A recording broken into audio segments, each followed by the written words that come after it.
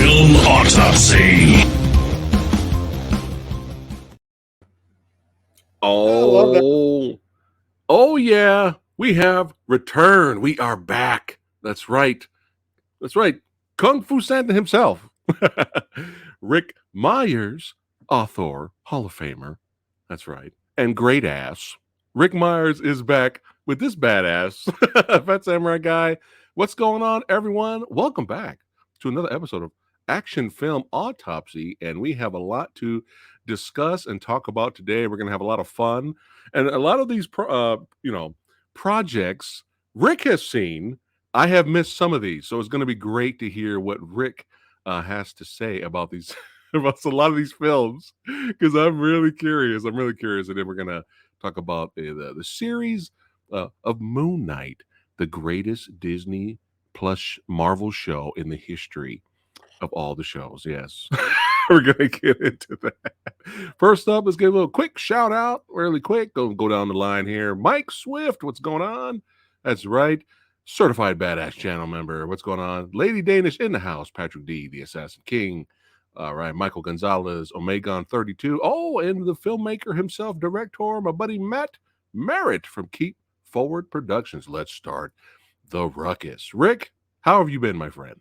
I've been really good. It's funny. I just realized today, if anybody out there has the Reels channel, REELZ, on their network or their television, they have a show that sounds like our show.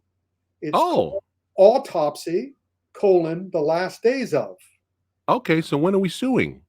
We're not suing. In fact, they choosers, and in fact, look for an episode about. It's called Autopsy: the last days of. Okay. Episode coming up about the last days of Brandon Lee. Oh, all right. Okay. If you watch that show, you might see someone you recognize. Okay. What I can tell you is whoever that might be, he's not a badass. All right. After the show, you might agree with me that he's a great ass. A great big ass. Did he have a beard? Maybe. But yeah, Rick, it's great having you back, my friend. And you and I have been getting ready for the 25th annual San Diego Comic-Con Kung Fu Extravaganza. Maybe. They still haven't given us official approval. Yeah. And my medical team hasn't officially cleared me. Oh, okay. Several of my friends now have our viral friend. Oh, they managed to make it for 2 years, and then this latest bite got them. Huh. Interesting. But we'll see. We shall see. Well, it's going to happen one way or the other if they allow it. Okay. We have some exciting stuff coming up. But we have exciting stuff coming up on this show too. That's right. You ready to jump right into it? Of course. Let's go ahead and do it. First up, now I enjoyed the first movie. A lot of people consider the first film the movie that kind of broke the bad trend of bad video game movies. Of course, that didn't last too long because we're going to talk about another movie later. But that should be the first two, yeah. Yeah, but Sonic the Hedgehog, I thought it was very entertaining. I thought it was fun. I didn't get a chance to see it in the theater. I saw it at home, but I thought it was fun. I was curious to see the second one because I am a fan of Knuckles, but I didn't get a chance to see it. So, Rick, how was it? Oh, you haven't seen 3? The Sonic the Hedgehog 2 Sonic movie. 2. You haven't seen Sonic 2? Yes, I haven't seen the second one. All right. Sonic 1 was, as you said, charming. Mm-hmm. And I gave most of the power to the director, who found. We'll be talking a lot about a 4-letter word in this episode, and that letter is tone. O-N-E. He found the right tone, and the tone was: here we have a hedgehog, a blue hedgehog, who runs really fast, with this wild villain, Eggman. Mm-hmm. Etc. And he, again, and also we'll be talking a lot about another 4-letter word called cast, C-A-S-T. A lot of filmmakers said, and I bet Matt would agree with this, if you cast the right person, you're made. If you have a good cast, you're made. Then it's up to you to screw it up. If you're Right. in there plugging. So the director of Sonic found a unique, a great star. And it's not James Madsen. It's this guy. I mean, it's so great to have him back. You see some of his other movies where he's playing a serious actor. And Right. he can't do it right. But Jim Carrey is the Jerry Lewis of our time. Most people think of Jerry Lewis now as a jerk, but I grew up with Jerry Lewis, and he was unique. Nobody else performed on screen the way Jerry Lewis does. Yeah, Cinderfella. Carrey, every single line is an education in that kind of comedic acting. No one else can do it the way Jim does it, and he does it here. I was getting so tired of him in quote serious movies. Gotcha. In movies where he tried to stretch his character, like the Right. Cable Guy and the Majestic. I mean, a lot of these great comedic actors go to do a drama and they overdo the drama. Mm. Now, Jim overdoes his comedy, but does it perfectly. And that's a perfect fit with the rest of this animated movie. Also, another great casting choice. You know who does the voice of Knuckles? Yeah, Idris Elba, right? He does a great job. Yeah. You Right. don't All right. say, is that interesting? He's playing Knuckles. And it's, again, perfect tone. The whole thing is, I mean, it's not realistic. And of course, from the moment you get into the theater, I didn't expect it to be realistic, but also I didn't want my suspension of disbelief ruined the way like Mortal Kombat was and the next video game movie we'll be talking was. They hit it. It's not. Is it as good as the first one? It is, kind of. Oh, okay. Because they've opened it up now that they had more money and more freedom and they knew it was not going to fail. They trusted in the director enough that he could bring in his knowledge of the video game and made it's not like, it's not great, but it's very entertaining and it moves along. I mean, That's now all we want. That's all we want. when I watch stuff on my screen upstairs, it's like, I get bored for a second. Fast forward. Didn't fast forward this one. No All matter right. how silly it got, it was its own silliness. It wasn't so silly that I went, oh, come on. Right. We're being Right. stupid now. Right. To a degree, there's the one thing that I thought could have been done better is that Sonic seems to forget his powers at opportune moments. Really? Yeah, he gets into I think when you see it, and you should see it, you'll notice this. He's in a situation where I'm going, run, just run. Just stand there. Got to go fast. Yeah. And he goes, whoa, and he has to figure out how to do whatever he's going to do. And I'm going, why are you trying to figure out? You know what to do. Just run. Go fast. He's like the Flash. He's right. The Flash can run and move around very quick as Sonic can, but there are times when he doesn't do it, so the sequence can go on. Gotcha. I forgave him because it was charming and interesting, and I also love the voice Ben Schwartz, the voice of Sonic. He also does a terrific job. So now, yeah, how was the Tails character? Tails was a little. I mean, again, it's one of the things I normally wouldn't have forgiven as easily in other movies. Tails just shows up. Okay. And Tails shows up and he starts talking and explaining things.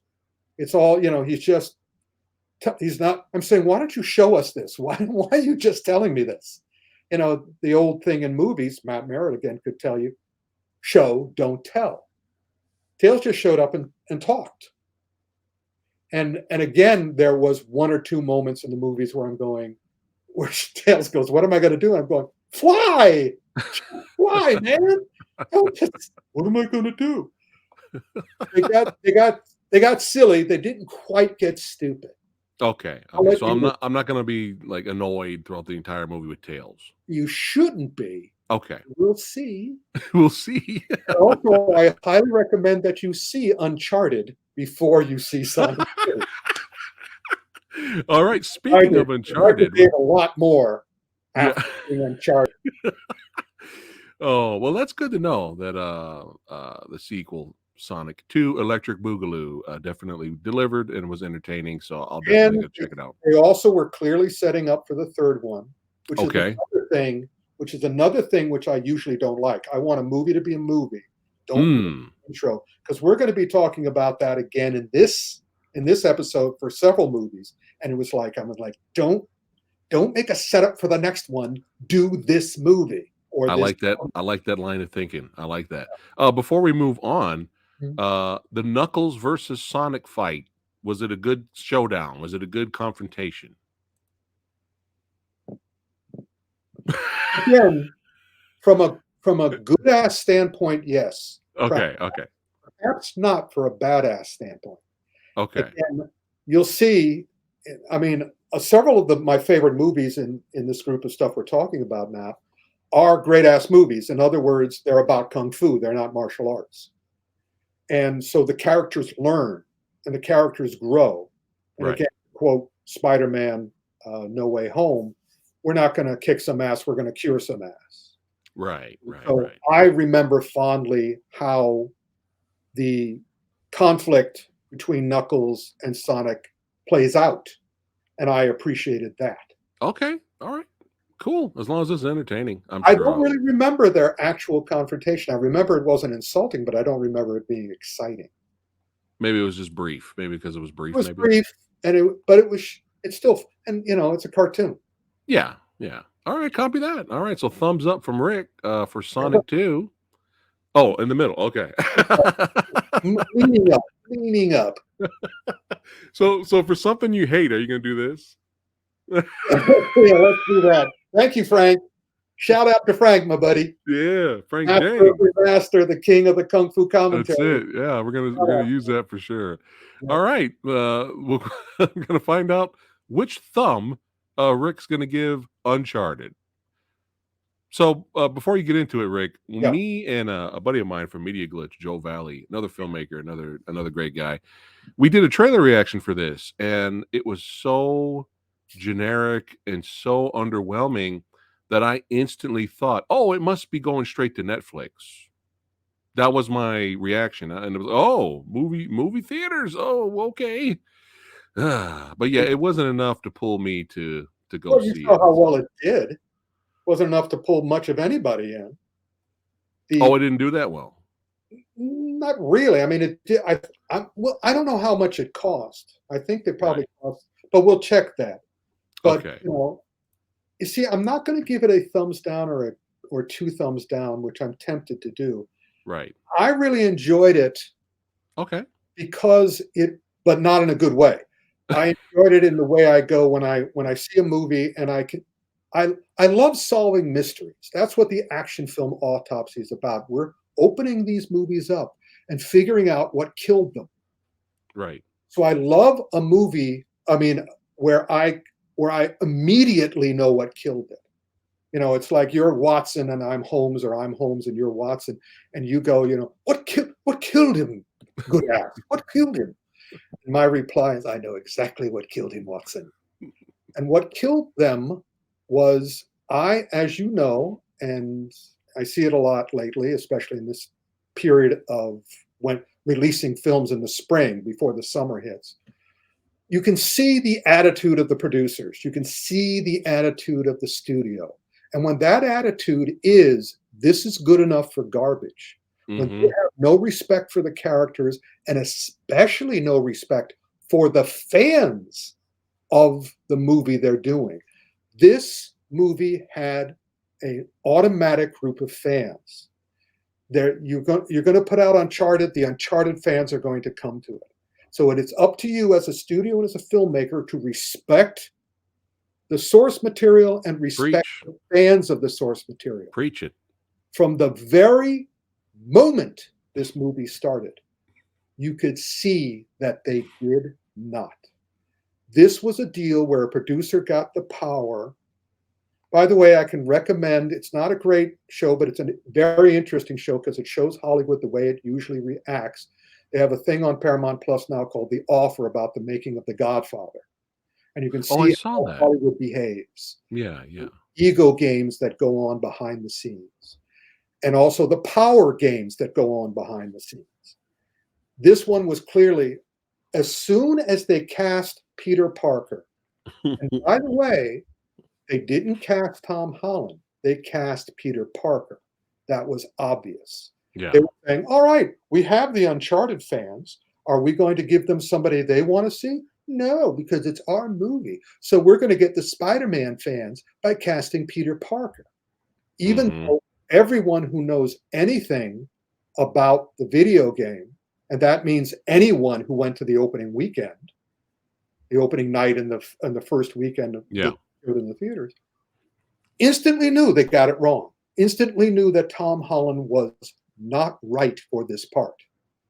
And also instantly knew that the director and or producers instructed him to behave like Peter Parker. That sucks. You know, you don't want to disappoint your Spider-Man fans, man. And I understand Tom Holland, who's extremely talented, and I'm greatly looking forward to his when he plays Fred Astaire in a biopic that's coming Oh, up. really? He's perfect for that. Oh, yeah. Wow. He's a song and dance man. I mean, Yeah. he got awards on Broadway. Yeah. But totally wrong, was directed totally wrong. But he did what so many of my friends who are stuck in this sort of situation, and your friends too, which is, well, the check's good. I like the numbers on the check, not too Yeah. happy with the script. And the whole movie is just like, it just stinks of, now what's the initials? This TIGEFG.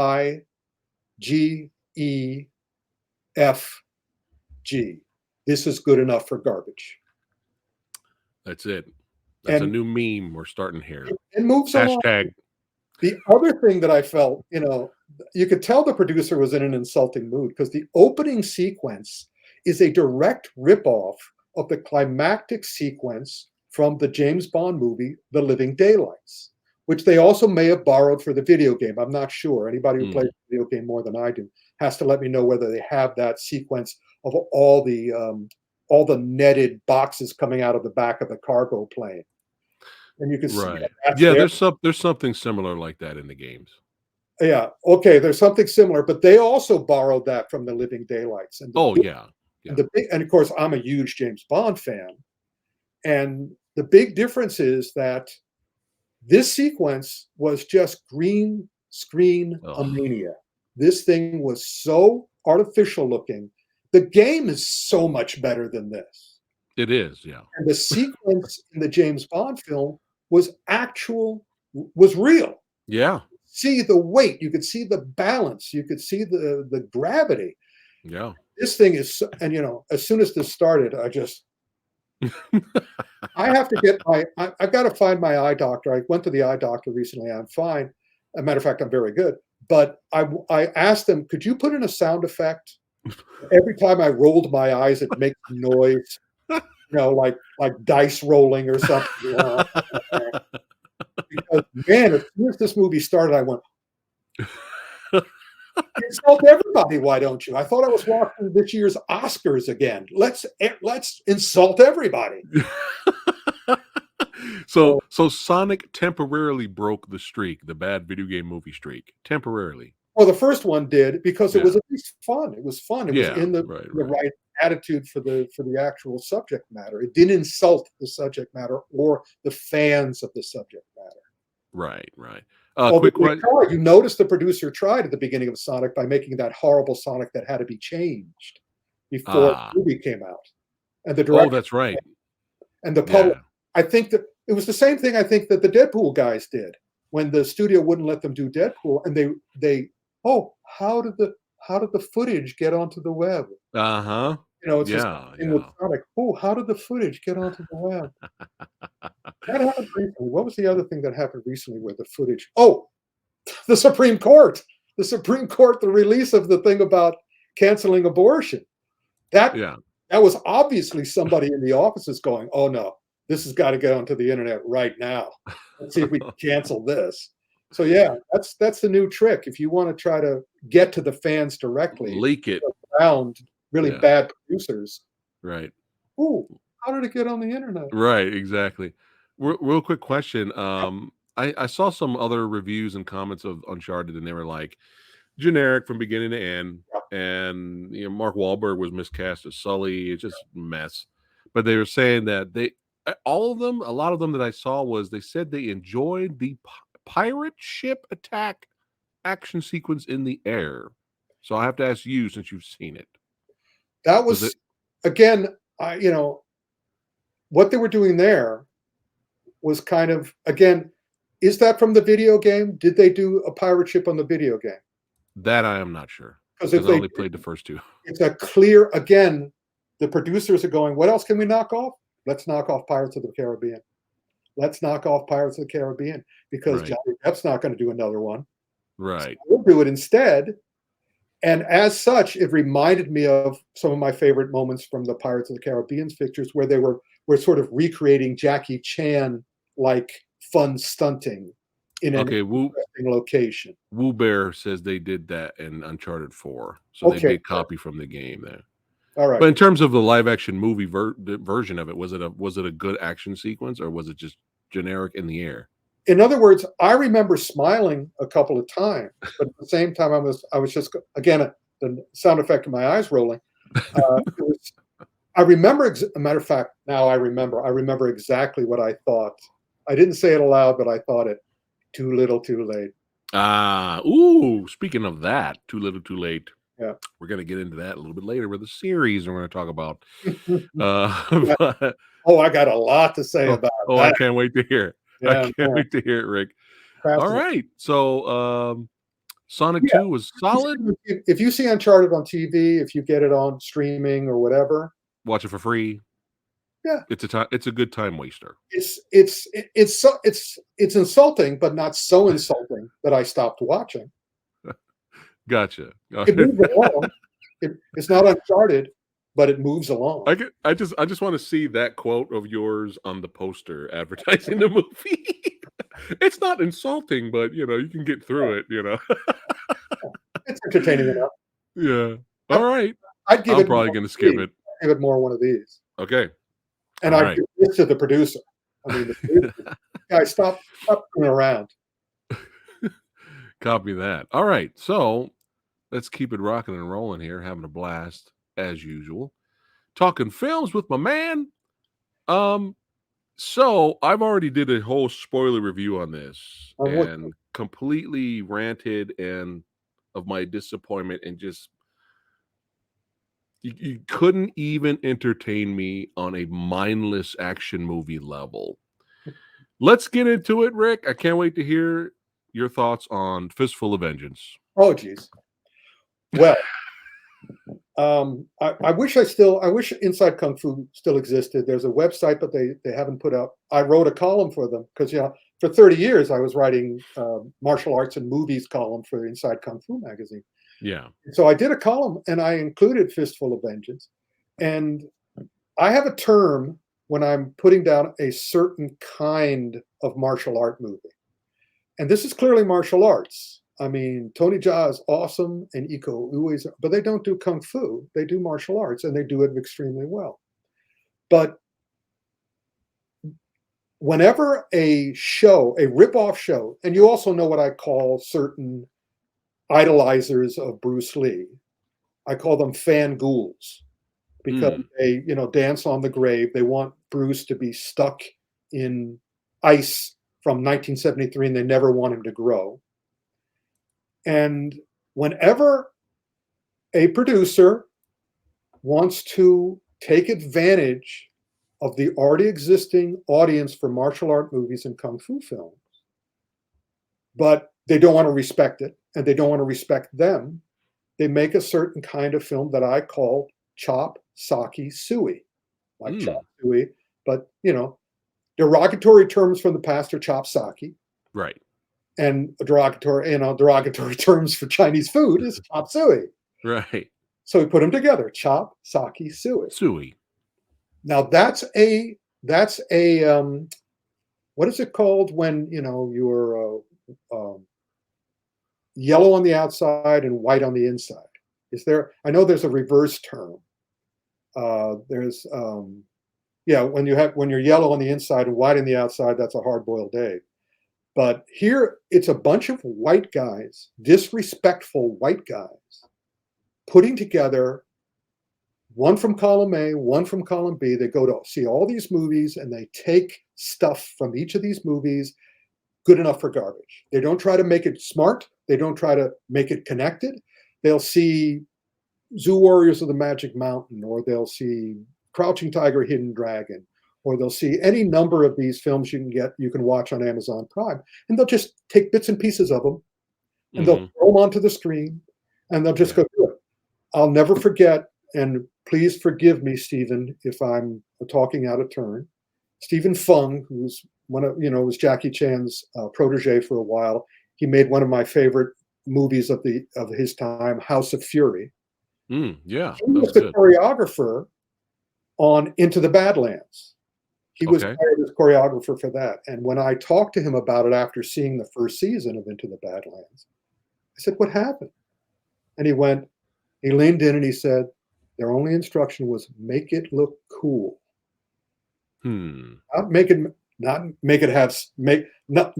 let it make sense.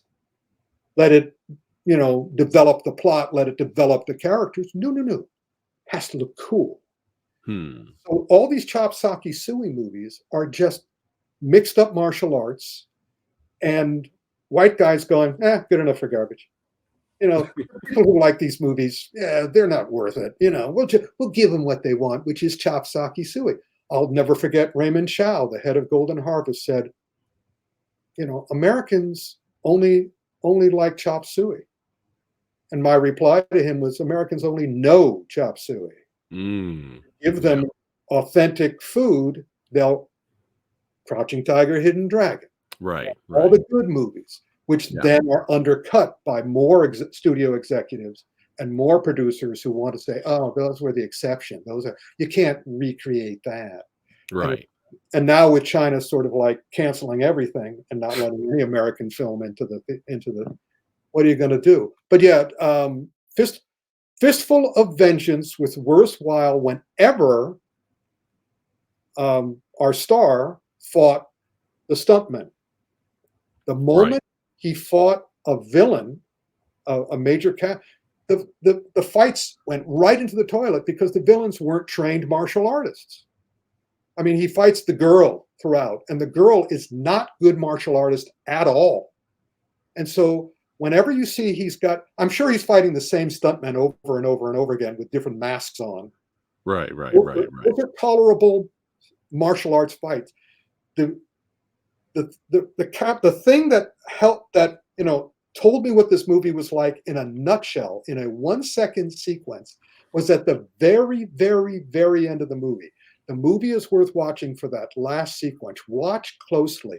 All the characters, after having succeeded. Oh yeah, and by the way, that climactic fight in the null and void land, that was almost as bad as the last fight in Mulan, where Jet Li is strung up. So it's terrible. Yeah.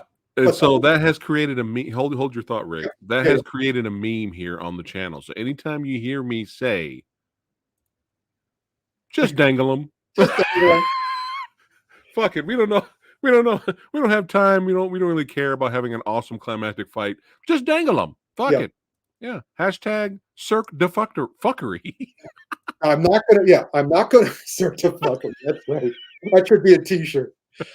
So, oh yeah, I want a t-shirt of that, by the way. You get me a t-shirt of that movie. Yeah. But there it is. I won't just fast forward to the end of at the end of the movie. Just watch that last thing. What happens is all the heroes, now that everything's fine, they all go running towards the surf while they have that it's not a crane shot, it's the whatever that thing is They're called. all on the beach, yeah. Yeah. Watch our hero. Watch the hero. he's running, and they all have to get to the water. But just when the shot is about to end, he's not far enough into the water to get there. He just dives into the sand. He dives into the equivalent of a puddle. You can see him hit the ground. Do they do the shot again? No, they do not do the shot. Oh, I got to go back and fast forward to the end now. I was so checked out, Rick. Yeah. Oh, I don't blame you. I didn't even notice that. I really did. I fast forwarded through that. I would fast forward as soon as I heard the first plot. I just fast forward to the fights. Fast forward to the fights. Fast forward to the fights. Yeah. That's another meme you can put up. Fast forward to the fights. I watched all the fights, and at the end, I wanted to see how it played out. And also, I love him. Right. I didn't love any of the other actors. They were all, Yeah, I know. Against. Man, watching him take a dive into the sand. That is hilarious. That sums up the movie right there. Yeah, and I'm sure he looked up with the sand covering him, with his sand in his mouth, and goes, "We're going to do it again." They're going, "Nah, we're not doing it again. We only had one shot at that. That's it." So that told me all I needed to know about how the filmmakers actually cared about the movie, and they didn't. So why do I care? I don't. Like throughout the review, I was chatting about it with Kyle Long, and I got more impatient and angry by the end of the review that I actually lowered my score. My intended score for it, I actually lowered it. And it's like me, Rick. I'm very forgiving sometimes, and if it's bad, I like them. Yeah. I like the mindless. It could be mindless. It could be stupid, as long as it's entertaining, right? Yeah. And at first, I was kind of forgiving it. I was like, all right, we have some decent carnage here and there. And then when we got, like you said, you were correct about Eco fighting the stuntman. Early on was good with the butcher knives and axes and stuff, but when we get to the finale, I was so stunned. I couldn't believe we had 5 showdowns in the finale, and every single fight was horrible or disappointing. I couldn't believe it. I couldn't believe it. I couldn't believe it. You're a noble man. You're a good man because just dangle them. You're willing to have fun, but you're not willing to be insulted. We could have fun with you, but if I start, making fun of your whatever, you're good with that. But if I start legitimately insulting you, not cool, man. This movie insulted us. Yeah. Worse than that, I've said this in Hollywood a lot. Hey, you can sit on me, just don't shit on me. And that's where I draw the line. This movie was constantly shitting and looking at us going, good enough for garbage, right? You'll swallow anything, won't you? Yeah, we'll watch it, but we don't have to like it, and we don't have to promote it or give it I was upset what they did with Juju Chan's character. I was just like, oh, so they build her up in the second half of the season and they just kill her. She's dead. All right, move on next. Like, what? They don't care. They didn't care about this, and it was good enough for garbage, and that's what we got. And this fight sequence here, I couldn't believe it. I was absolutely stunned because Eco is the man, and the stunt team are great, and I couldn't believe the let's move to the marker, do our moves because we want the cool camera shot, zoom in. And you could totally tell they're running in, stopping, doing the movement slowly, and then moving back, moving. I was just like, what? Hey, Kyle said it was previs. It looked like a previs. Let's rehearse what we're doing. And I was so done. It's the Green Hornet syndrome, which is they had Bruce Lee, they wouldn't let him be Bruce Lee. They just wouldn't let him be because Hollywood is still in certain places. 20% of Hollywood filmmakers are geniuses. 80% are venal backstabbers, and the venal backstabbers want to denigrate women, want to denigrate minorities. Only Marvel is at this point is willing to rise them up. But now with the problems Netflix has For had, better or for worse. But yeah, we'll get to that. well, yeah, we're going to have to get. I'm always fascinated with Disney screw ups because I know they have the talent Right. not Yeah. to screw up. So when they do screw up, again, it's another mystery Yeah. for Yeah. That Sherlock, we for for Sherlock. Sherlock Rick. Yeah. Yeah. All right. So enough of Oh, excuse the me. I'm so sorry. Sherlock Santa. Sherlock Sherlock Rick. Santa. I'm so sorry. So enough of the hashtag Cirque de fuckery. We're gonna move on now. Oh, you can use it again. We got some more coming up. That's true. That's true.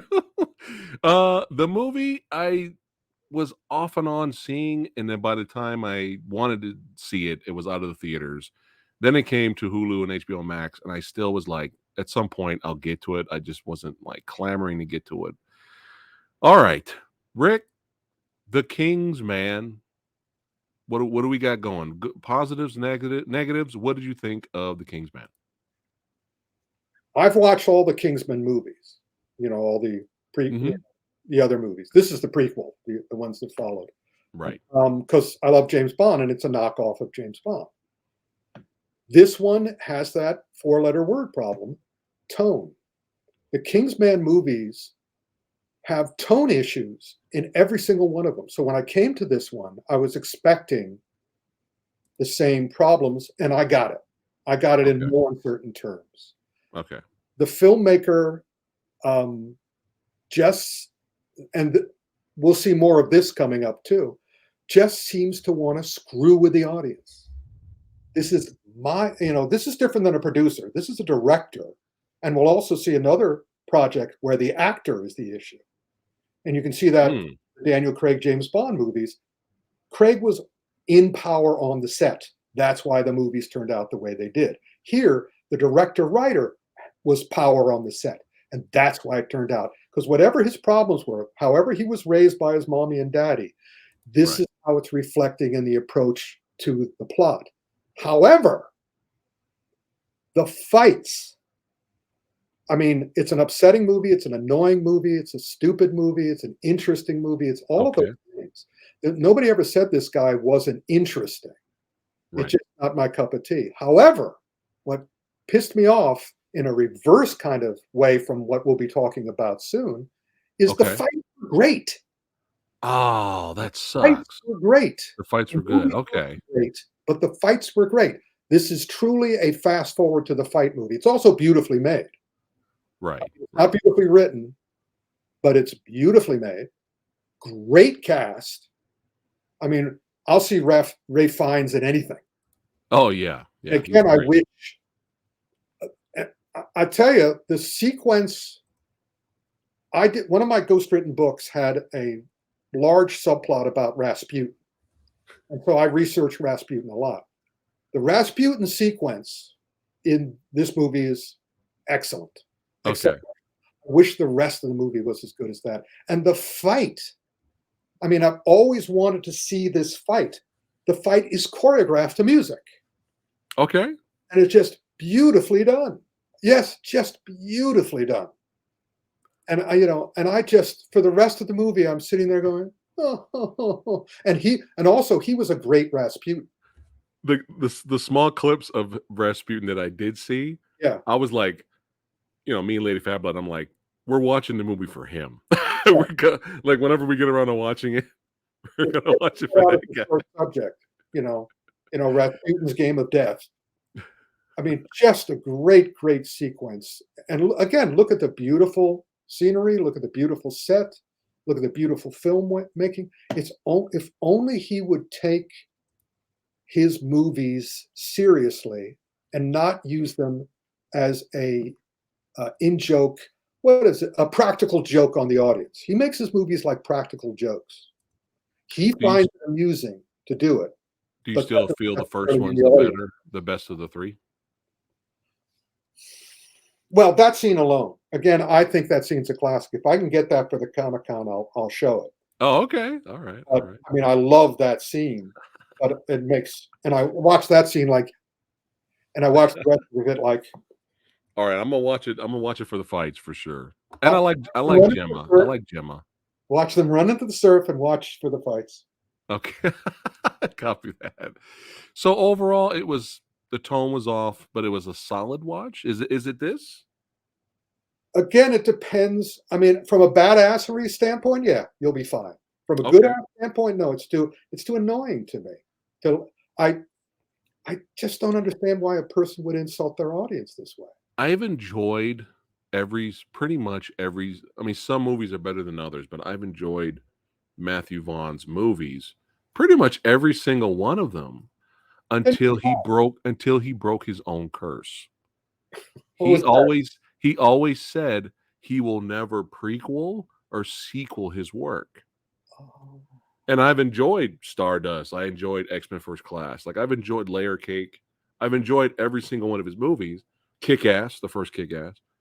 And he broke he broke the curse, or not the curse, whatever. He broke the chain when he sequeled Kingsman, I think. I think that was the beginning of the downfall there. maybe it's self-sabotage because he's Mm, mad at himself.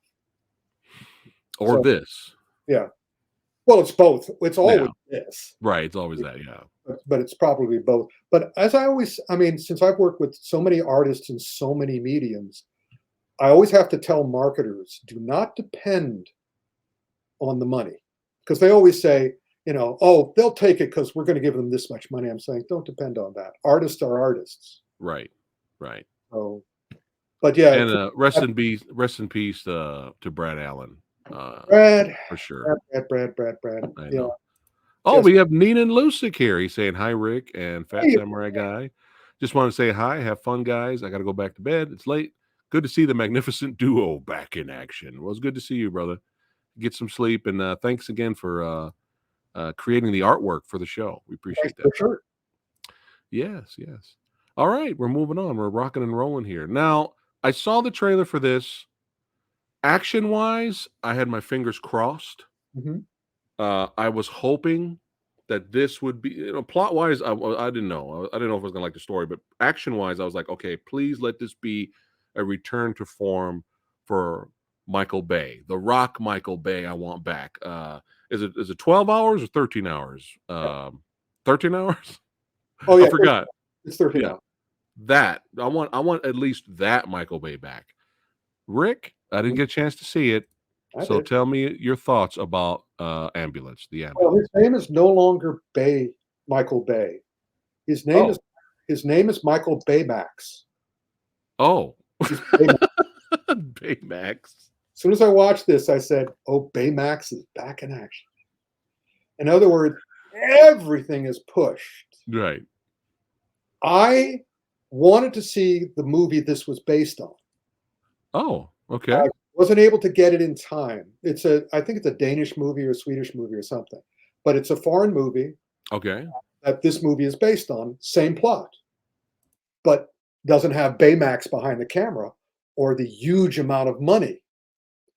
And as soon as this one started, I just sort of went, all right, let's see how long I can last. Okay. Because it is, of course, well done. Okay. But as soon as do you have a picture of the nurse? Do you have a picture of the EMT? No, but she's Yeah, on the right-hand side here. there she is. Yeah. I mean, that's his replacement for the women what was the name? I'm Megan blanking. Fox? Megan Fox. That's his replacement for Megan Fox. That's his replacement for Wonder Woman. She's an EMT, and Okay. she just came right off of a runway show. I mean, the moment she showed up on screen, I just went, and sort of that breaks it for me because usually if there's somebody whenever anybody is really incredibly beautiful looking Right. in a movie, and the other actors don't react to it, and but they have to react to it by just sort of like looking maybe a little bit too long. They can't really say, "Oh, you're beautiful," because that doesn't work in the woke era. Right, right, right. Every time she showed up on screen, I went, "This has nothing to do with reality." And Baymax agreed with me. So the whole movie, he took this tight little suspense action film, Uh-huh. blew it up literally there are more explosions in this thing. There's so much collateral damage. So, I mean, I felt like going, all right, 60 people died in that sequence. 60 innocent bystanders if this was the real world. But Right. come on, Rick, it's not the real world. It's a Baymax movie. You knew that when you walked in. So on the basis of that, it's sharply made. It's very sharply made. Okay. He keeps the things spinning. He keeps the things moving. But nowadays, I guess it's a subject of the length of my beard and my age. I really want to care about the characters. I want to care about the characters. The guy on the left there is the one we're supposed to care about, but he's in such a unrealistic movie, and both of these guys, everybody does the best they can in this world where, again, all Baymax did. What was that thing that he did, the Horrible Six or whatever it was called on Six Underground? Six Underground or Underground Six or whatever. Yeah, something like that. He's still doing it. He's a spoiled kid with a box of toy soldiers and a box of toy cars, and he picks them up and he throws them. He's just throwing them at the screen. And he also has a whole bunch of fireworks, and everything blows up. So you ever see that SCTV sequence about Morning Film Report or Farmer's Film Report where Joe Bob and Billy Saul Hurok watch movies and review them, and their reviews are always, it blowed up real good. That sounds familiar. Yeah. That's what this was. That's so what it is. If you like, leaving your brain by the door and just having, I think you'll be fine with it. It's badass. Okay. There's no question, badass, and it's well done, badass. But it is empty. It's empty calories, and I've gotten too old for that. I'm a health food Gotcha. now, so Yeah. All right. Copy that. So I might be okay with it. Oh, look who's here. What? yeah! Jan Lucanus in the house. What's going on, brother? Good to see you, man. Always good to see you, man. And we got Everybody- Joe Valley from Media Glitch here. Good to see you too, brother. All right. Jacob says here the overuse of the drone camera angles and shots. Did you enjoy that? Did that enhance the action? Well, now that we know what it is, I mean, they used the drone in the Fistful of Vengeance beach scene. Now that we know what it is, it's again no longer exciting, because part of the thrill for me, and you can correct me if I'm wrong, because again, I come from another era of film going. The thrill of seeing real cowboys on real horses, real tanks, James Bond actually doing it at the end of, or the stuntmen actually doing it at the end of Living Daylights, is the fact that we know it's real people really doing it. Yeah, real's always better. We also it's always more exciting. That the film crew how did the film crew get this shot? I mean,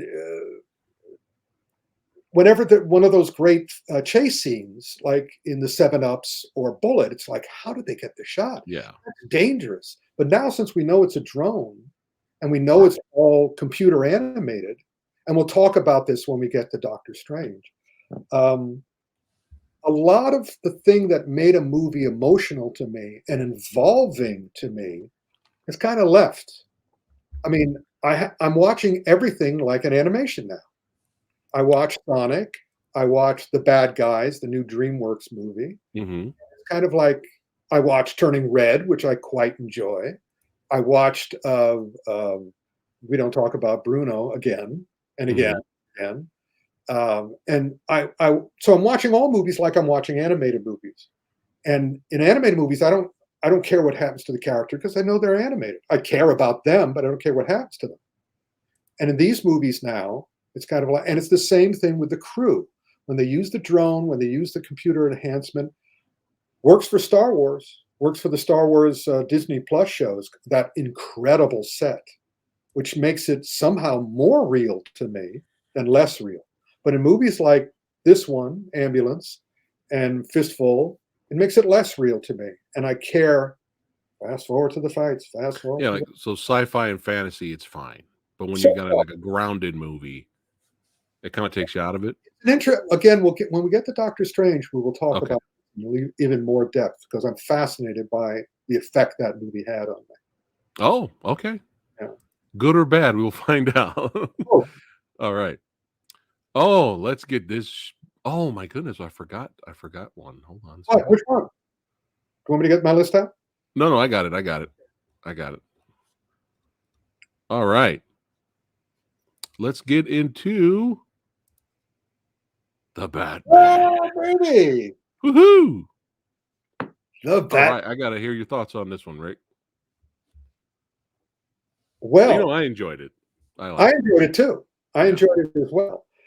My issue with it, again, the danger of preconceptions. I had been told that this is the movie where they show what a great detective Batman was. He was a terrible detective. He was an awful detective. It was fun to watch him try. It was Yeah. like, it's like Watson was given the case. You know, it's like, where's Sherlock? Yeah. Where's Sherlock? Where's Batman? This is Robin dressed up as Batman trying to solve a mystery. He was a total tool throughout Yep. the movie. Yeah. I liked it as a companion piece, a bookend to Joker, because it had Okay. tone. I liked the fact that he was a mental cripple. That Mhm. and so I wasn't upset by the fighting because he No. was the quintessential example of a man who is fighting to hurt himself. He's not he's supposedly trying to hurt others, but he's actually trying to hurt himself. And when he had and I was oh yeah, his Darth Vader sequence. When he had the when he had the sequence in the jail with the Riddler, Yeah. and they had the filmmakers had the opportunity to correct the mistake they made in The Dark Knight when Batman went batshit on the Joker, not realizing or not acknowledging that that's just what the Joker wanted. Again, you're being a tool, Batman. You're being a fool and a tool. And Mhm. I have, I think you'll know I wrote for Batman on 2 different projects in the comics.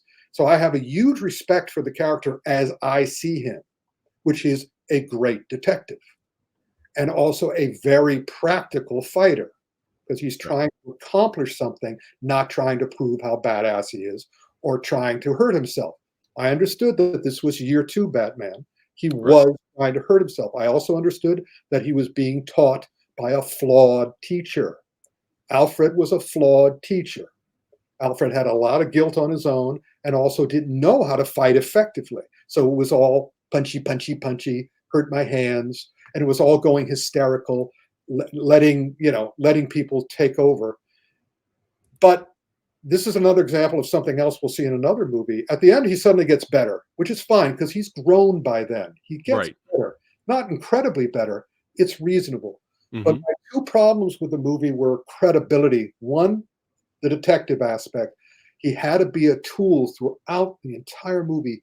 There wasn't a moment he wasn't a tool. That the Mm. Riddler completely aced him. So when the Riddler got upset in jail, I said, well, all right, now the movie's going away because by all rights, the Riddler should be in jail. As soon as Batman left the jail cell, the Yeah. Riddler should have stopped getting hysterical and he would have gone, it worked just the way I want. That's what exactly he wanted. Right. That would have been cool to see, yeah. But I the I other could see that. and I kind of like this actually. I like the way the director put in little personal jokes. We'll see more of this in Doctor Strange as well. The director put in personal jokes, in jokes.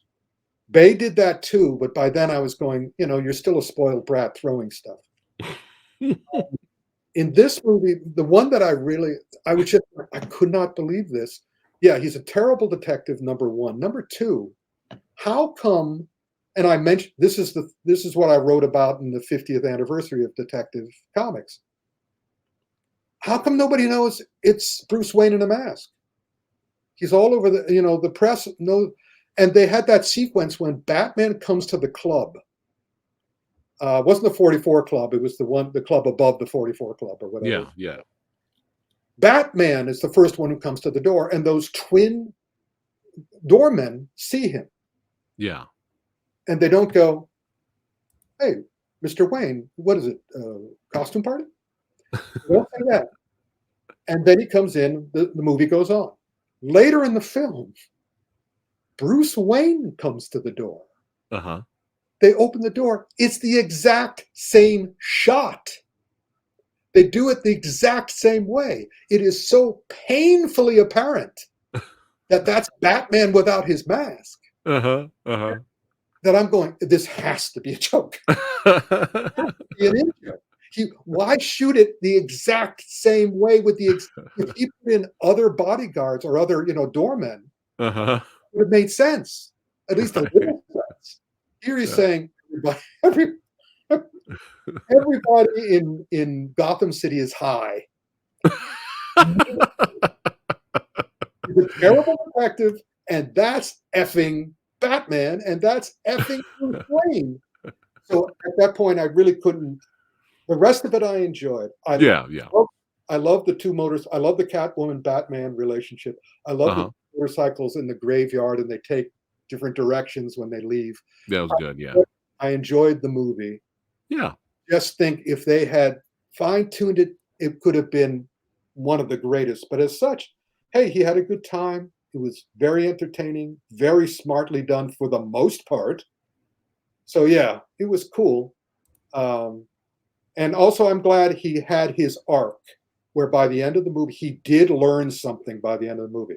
Not how to be a good detective, but he did learn how to be a hero rather than a petulant brat. Right. Yeah. Yeah. Very well. What progress? What is this? Everything in movies when somebody learns something. What is this, Rick? What shenanigans is this? Learning things. Yay! Yay! All right. Well, I'm glad you enjoyed the film. It's good to hear. But all right, let's. Oh God. All right. So let's go ahead. Oh God. So my Santa laugh. I did my Joker laugh. I like that. Yeah. So, and Rick, pretty much we like majority of the time we like the same stuff. It's very rare we disagree on some things. But I think one of the things we disagree on is, I don't know if we agreed with this, but I pretty much been very vocal on the channel that the Disney Plus shows at this point have given me nothing but blue balls. Every single show, WandaVision was fine, but every single show after that, there were moments that were good in every single show. There were moments that I enjoyed, but by the end of it, I was like, I just king of those. Loki and Hawkeye, I very much enjoyed, especially Hawkeye after Eternals. Hawkeye was such an antidote for me after Eternals. Yeah, I think you liked Hawkeye and Loki a lot more than I did. Yes, but I'm running out of patience. Though. No, this one definitely. Here's the deal. Watson, have you learned enough to understand again, what we discussed about the last film, No Time to Die. Die.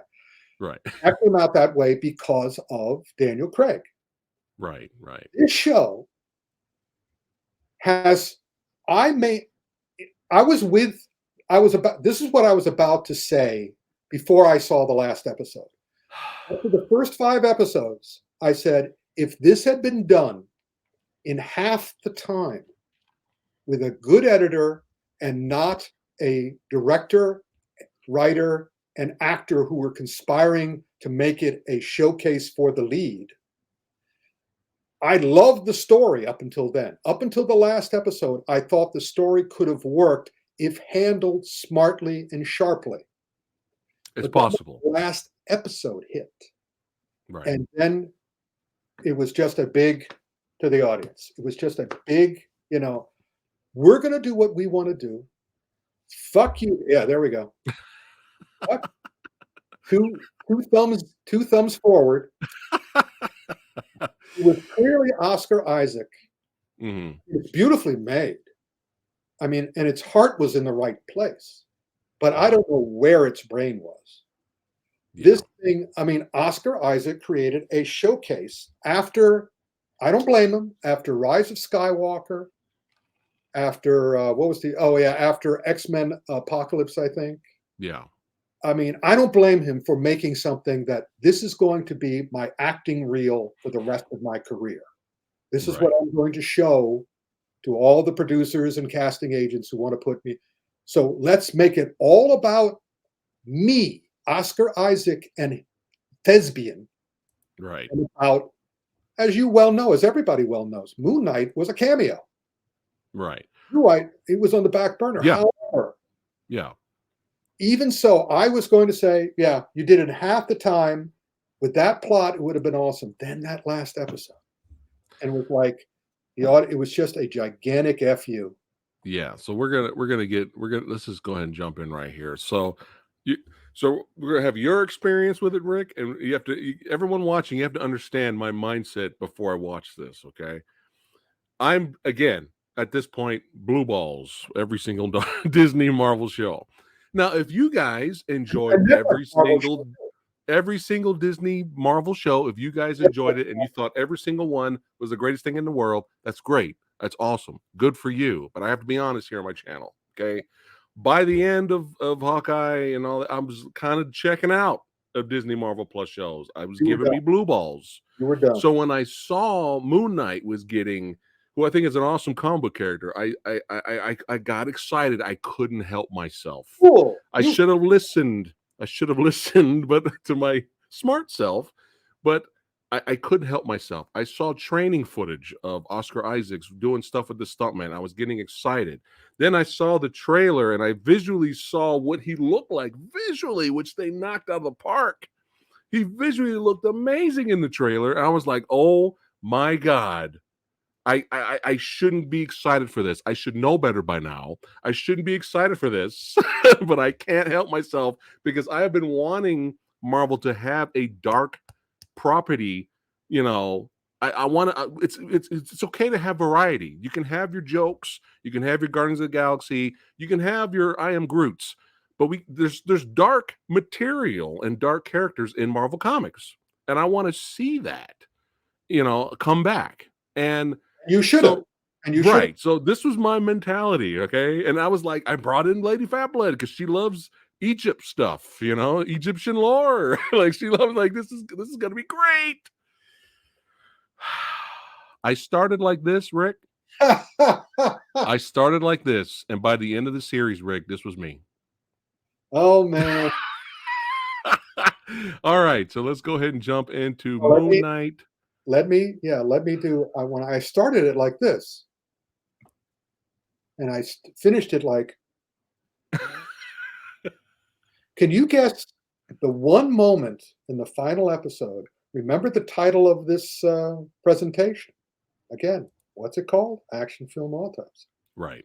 The one moment at the end, near the very end of that, where they just sort of, where I sort of went, you just hate us. This is for you, Oscar. This is not for the audience. This is for you. Let's actively screw them over. Let's not just make it a big show about me, the actor Oscar Isaac. Let's screw over the audience. Yeah.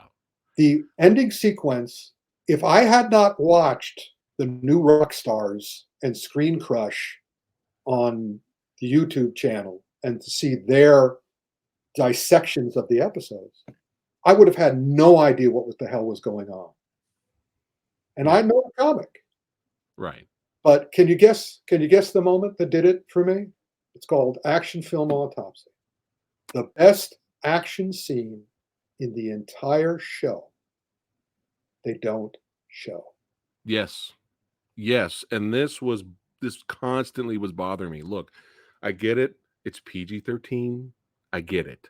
I would prefer Moon Knight to be rated R, but you know how I like my stuff. But I get it. It's PG-13, but I was constantly getting tired of seeing the aftermath of fights. I was so getting tired of that. And everyone covered in blood. Yeah. But yet, during the action, during every single fight, no blood.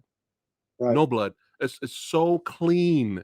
Like, especially when you get to this fight right here. Yeah. Moon Knight is constantly getting stabbed and impaled and stabbing and impaling everybody else. And there's not one drop of blood. But then you'll get after the math fight scenes where he wakes up and he looks around. There's blood everywhere. This was annoying me. Yeah. I was getting annoyed, but go ahead. It also, what annoyed me was that Moon Knight was a terrible fighter. He was terrible until the last episode. Yes. And that Yes. at the, Thank you. they did not set that up at all. Oh my God, Rick, I love you. They Thank you so much. they spent almost 5 hours. This thing was Oh. 4 hours and 50 minutes long. They could have done Oh, so much to set up everything and then nailed it. pay off everything. But instead, they just kept jerking off. The Yeah. first 3 episodes could have been done in the first 3 episodes were 156 minutes. It could have been done in 60 minutes tops. But Yeah. no, at that time I'm going, why do you keep repeating yourselves? We know that already. We know that already. We Yes. know that already. Yes. And they Yes. didn't go further. I mean, great actors, beautiful production Mhm. design. The soundtrack's good. Yeah. There's positives here. Yeah. But It's oh, again all style, no substance. But even worse than no substance, it's a big middle finger to the audience. yeah. We can do it. We intend not to do it. Right. I got a super chat here. Thanks for Bo McCubbins. Thanks again for the super chat. I was excited about She-Hulk until I watched Falcon and the Winter Soldier, Loki, Hawkeye, and Mark and Steven's Wacky Adventure. All right. So he's like me. He's kind of checking out. Mark and Stevens and Jake's Wacky Adventure, who they didn't introduce.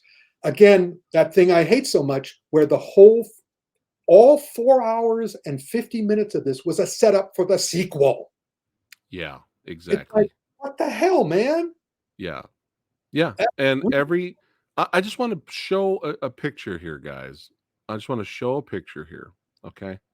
And if it's still here, I may not be here anymore. Damn it. What happened to it? Anyway, there was an amazing picture. Yeah. There was an amazing shot in the when they had a flashback of when Mark became Moon Knight for the first time. Yeah. When you guys see this shot, it's one of the most amazing Marvel jizz shots ever, because Moon Knight's fully transformed, Mark is fully transformed, and he's standing there like this, and you see Khonshu leaning over him on the side looking at him, and this is this wide shot, and it was so amazing, and I'm like, I want to see that show. Can I see that? But That's no, what we were no. all hoping. Every episode Moon Knight was in there for 2 minutes. Yep. And And Moon Knight was terrible. He was. I mean, this is a demigod. This guy's know what he's doing. Just punching. Again, demigods fighting by punching each other. yeah. What the f? It's like I was patient. I was trying to be really patient at first, Rick. And we get the first reveal of him in the first episode, and I was like, "Oh shit! All right, let's see where this goes." Right? I was And hoping then, until the fourth episode. do you remember that fight Oscar Isaac had on the rooftop? Yeah, That sucked. yeah. Something was so off about that fight, and I was like, "What happened to all the training? Like, what happened?" Yeah. and If they had approached it differently, introduced the Scarab in the third episode, fourth, yeah. and handled all the fights as a develop. I mean, again, it was like one of those Black Panther situations in terms of the fight scenes for me. Remember my complaints about the Black Panther fight scenes. We have an ape versus a panther. They don't act like an ape or a panther. They don't fight like an ape or a panther. That is the most natural, easy thing to create involvement. In terms of style, yeah. Here we have a schizo, and with 3 personalities, and you could have choreographed the fight scenes, and I just get chills thinking about the possibilities. Interesting. Fight scenes with each of them. Instead, they had 2 different suits, and they started doing that. Yeah. Reluctantly in the last episode, but throughout, had he changed personality and changed the way he fought during the fights themselves, it would have been brilliant. But that would have been interesting. Piece of insulting crap. Yeah. And then we again, he just shows up for like 2-3 minutes, and you're like, "Oh, there is a." You could tell the special effects guys were into it. Oh well, yeah. The director, the producer, and the star were not. Right. And this is what I came to see, and it was just like 1 to 2 minute cameo, and I was getting impatient to the point where I was kind of checking out, even with the story. Oh, yeah. Like how cool it would have been to see like a quick flashback of Ethan Hawke's character as Moon Knight. How cool that would have been. But I mean, I was thinking the opposite, Rick, but I kind of like what you were saying in terms of if done right and done better, everything could have made more sense and been done in terms of storytelling and The story. everything with the 6 episode arc. I was thinking the opposite way. I was kind of like, I agree with your way too, if done right. But I was thinking the opposite way. Whereas if you're gonna do this long deep dive, I think isn't there like 2 episodes where Moon Knight doesn't even show up. Yep, pretty There's much. like the long, serious, mental issues deep dive on his past. If you're gonna do something like that, where you have your protagonist having psychological issues or whatnot, you can't do all of this shit in 6 episodes, man. You got to at least make it 13 episodes or more to have balance to where you're going to introduce this kind of stuff, right? But then you have the action sequence, you have balance. They had 5 hours. They could have done it, but they chose not to. And that's Yeah. another thing that I noticed about this project. I see this a lot again in how Hollywood makes stuff. There are some movies, again, with the 80% bad producers, where they want things to be cool, like Stephen Fung was told. They don't want it to be smart, they want it to be cool. Right. And so we have a lot of ideas in this show that Yeah. were dropped because they simply existed as cool ideas. So Right. many sequences were just, I could just see the producer going, let's do this. That would be cool. Right. They never pay it off. They never connect it up. It's just an idea lying there going, oh, what are they going to do with that? Oh, I know what they're going to do with that. Nothing. Right. The whole show was like that. Fuck it. Let's bring in a hippo deity. Let's bring in a hippo deity. Fuck it. Let's Yeah. just do it. We All don't right. have we don't have time for this guy. We don't have time for this guy. No, we only got 6 episodes. Let's just Let's keep move rocking on. and rolling. Did you say let's move on? All right, one last rant. Okay, great. One last rant. I'll answer So emails. when before the last episode happened, I turned to my wife and I said, if this last episode brings me all the action that I wanted, that the style of action that I wanted and craved throughout the entirety of the show, and you just now are going to give me something, because remember you said earlier, Rick, too little, too late, Yep. and I said I'm going to be pissed off. And what happened? What happened? Even Mr. Knight was like a complete legend, badass. We had this really long, awesome tracking shot where he's fighting all these thugs. Moon Knight's doing all this stuff. He's fighting Ethan Hawke. We got the Egyptian god deities. We got a big giant kaiju fight in the background. All this carnage, all this action, and I was just like, now you're gonna give me something cool to look at. So giving me something cool to look at and some good fights and stuff at the end actually had the reverse effect on me, and I got pissed off. I was like, fuck you, Moon Knight, get out of here.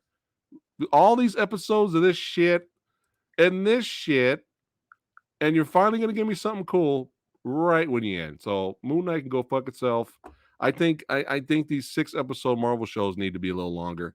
And I have a feeling, Rick, Yeah. this is just me. Everybody else apparently loves the show. They say it's comic book accurate, and then there's all these Easter eggs.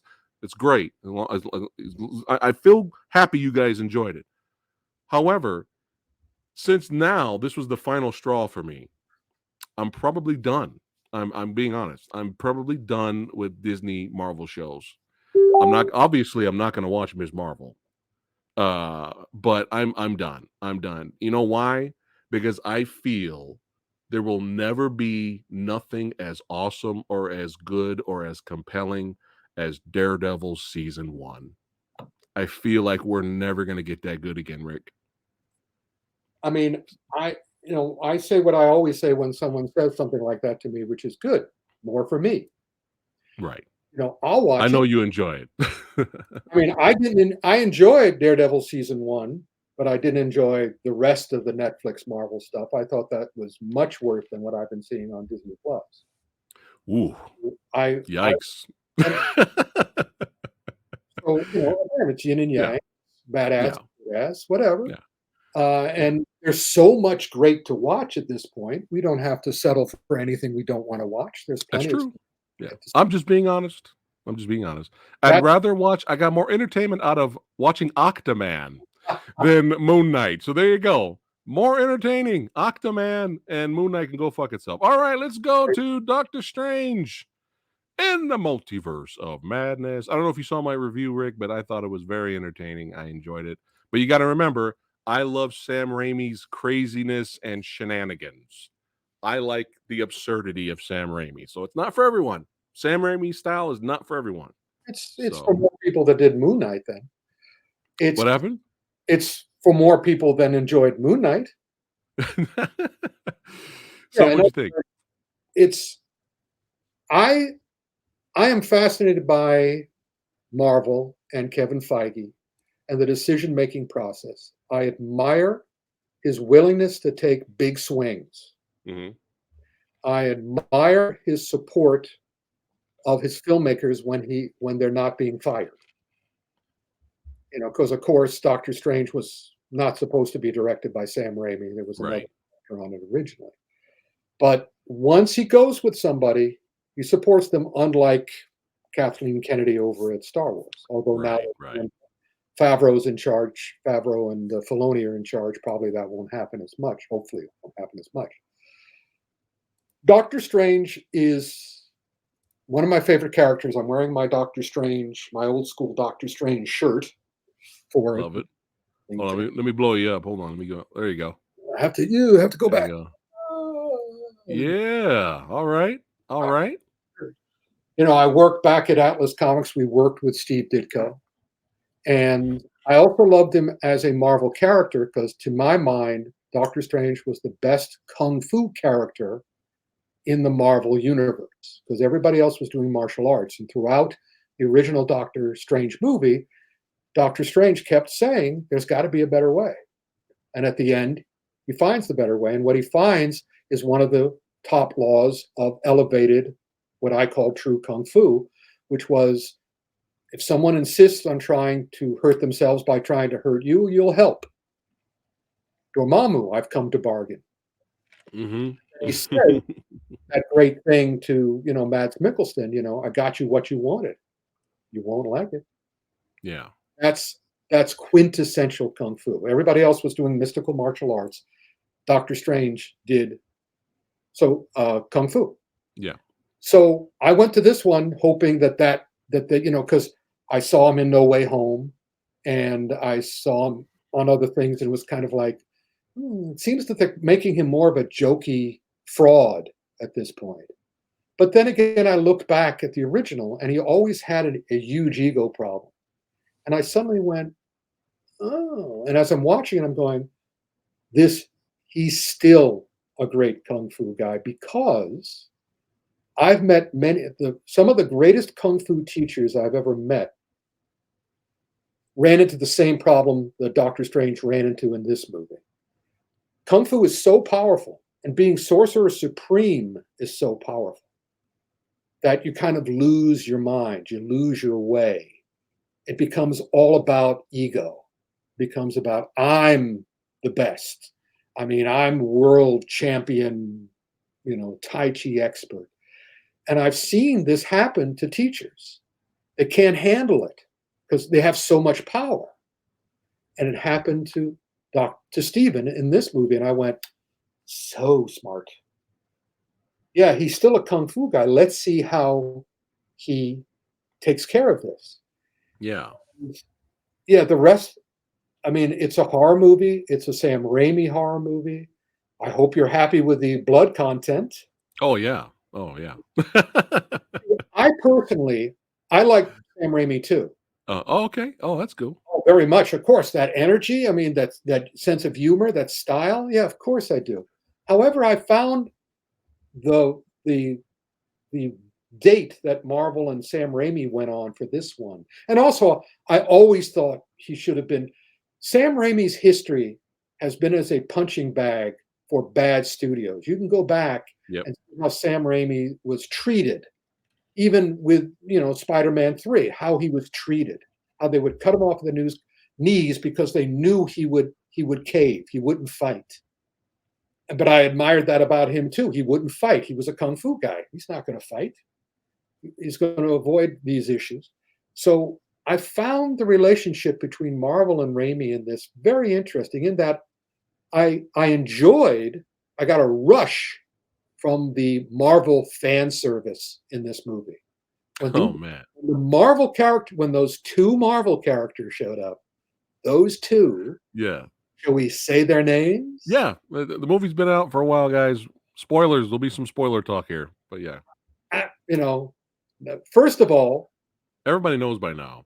Professor X shows up, and it's the animated X-Men series Professor X. Yes. That was Yes. a thrill.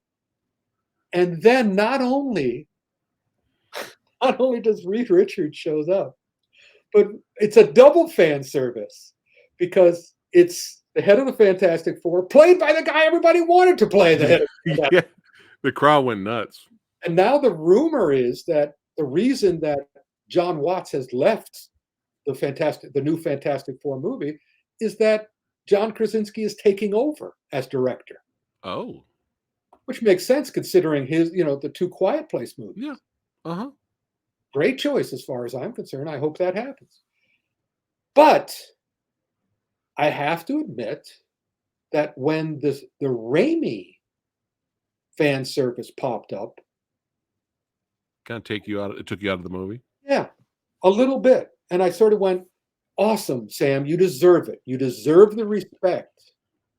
But at the same time, man, I kind of wish you had been strong enough not to go for it. I understand why you did. You deserve it. You're worthy of it. I don't hold it against them. But I don't remember those several moments with fondness, not the way, I was legitimately thrilled by the rest. And I was legitimately thrilled by the end. The fact, again, Shang-Chi, they turned the fist into the open hand. Right. They do that again here too, in that America is the one who uses the fist, but she's not using the fist to hurt herself or the Scarlet Witch. She's using the fist to accomplish a mirror shot. Right. Making the character see herself, making her realize her mistake. That's, again, classic Kung Fu. I gave you I wish she had said this. I actually wish she had said this. America Chavez would have said, I gave you what you wanted. You won't like it. Right. Same line, because it's absolutely true. They were curing some ass, not kicking. Even Professor X was seeking to cure her, to help. Yeah. And so at that point, so by the end of it, so the first, I also liked the end credit scenes, although, again, I would have preferred the Raimi fan service to be saved for the last scene. I would have preferred that Bruce would have turned around at that point, not earlier in the film. Right.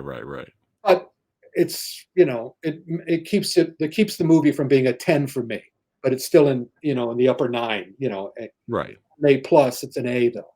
Yeah. It's still great. It's still and it's smart, and it's inventive, and it's exciting, and it's everything Moon Knight should have been. Yes. Preach it. So again, it's an antidote. Marvel does a yin yang. We have the bad yang of Moon Knight. Yin yang of Marvel. Yeah.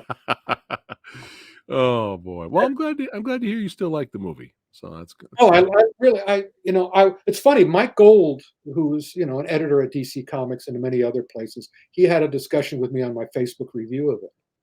He's saying, "Well, I loved it," and I said, "I don't know if I love it yet because it hasn't sunk in yet." Well, it's sunk in. I love it. Nice. Yeah. Nice. So, Now all we need is Sam Raimi to direct a Ghost Rider movie. If that ever happens. or just Sam Raimi to keep work. Hopefully, Marvel will keep working with him because Marvel will not disrespect him, will not set him up the way the other Right. studios he's worked with have set him up in the past. And as he said in the press, he's ready for anything. Anything they want to, he can help with. He'll be happy to help. And I'm. It's very thrilling to see a filmmaker of his quality and honesty get to have his third act, Yeah. not to be cheated the way he's been cheated in the past. What I would love for him to do, as long as Feige does the negotiating at Fox, let him do Spider-Man 3. That would be crazy. Let him follow up with the other Spider-Man. Let him go Yeah. back to the series and let him do it the way he wants to do it, and not screw him over the way they had in the past. Yeah. You think if he did a Spider-Man 4 with Tobey Maguire, you think Tobey would want to do it?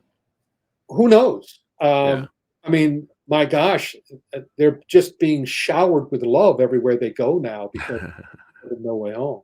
Yeah. Yeah. Garfield, I mean, both. I think one more movie for both of them to make up for each of their last movies, or in Yeah. Garfield's case, all of his Spider-Man movies were terrible, but he's always great.